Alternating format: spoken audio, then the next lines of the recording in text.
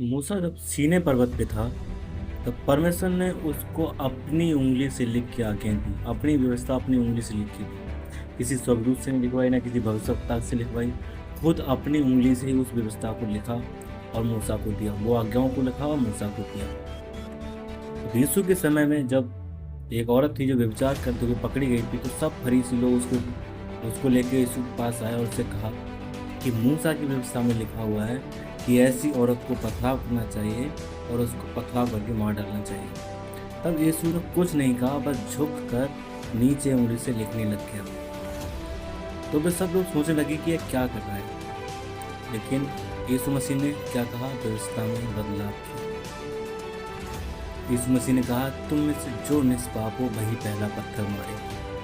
खुदा ने वहां उंगली में, जैसे परमेश्वर ने अपनी उंगली से लिख कर मूसा को व्यवस्था दी थी, खुद वही परमेश्वर ने, यीशु मसीह ने अपनी उंगली से लेकर व्यवस्था में बदलाव किया।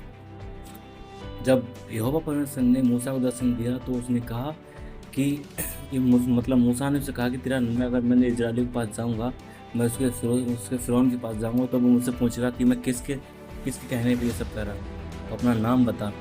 तो उसने कहा, मैं जो हूँ सो हूँ। परमेश्वर ने कहा, जो मैं हूँ सो हूँ। तू उनसे कहना कि जिस परमेश्वर का नाम मैं हूँ है, उसी ने मुझे तुम्हारे पास भेजा है।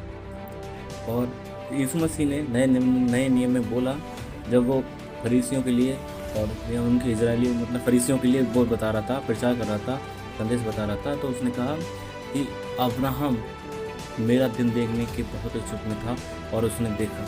तब वो सब फरीसी लोग उससे कहने लगे, तू अभी तक 50 वर्ष का नहीं हुआ, तूने अब्राहम को देखा?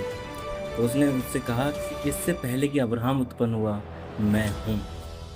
तो कहने का मतलब ये है कि हमारा परमेश्वर अनादिकाल से है। परमेश्वर था, है और हमेशा रहेगा। ठीक है। और जो व्यवस्था परमेश्वर ने दी है, उसी व्यवस्था में परमेश्वर ने, यीशु मसीह ने वहाँ बदलाव किया और उस व्यभिचारिणी स्त्री को, जो पाप करते हुए पकड़ी गई थी, उसे क्षमा किया। आज परमेश्वर भी हमें क्षमा करता है, अगर हम परमेश्वर के पास निष्पाप होकर जाएंगे तो।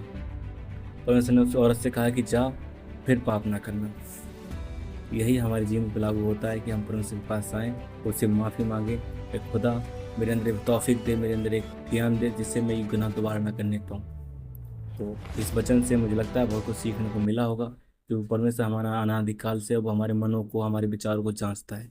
वो हमारे मनों की बातों को जानता है और उस पे हमको पूरी तरह निर्भर रहना चाहिए और उसी के हर एक बात में उसको आनंदित करना, उसके हर बात में आनंदित रहना चाहिए और परमेश्वर का धन्यवाद देते रहना चाहिए। आमीन, आमीन और आमीन।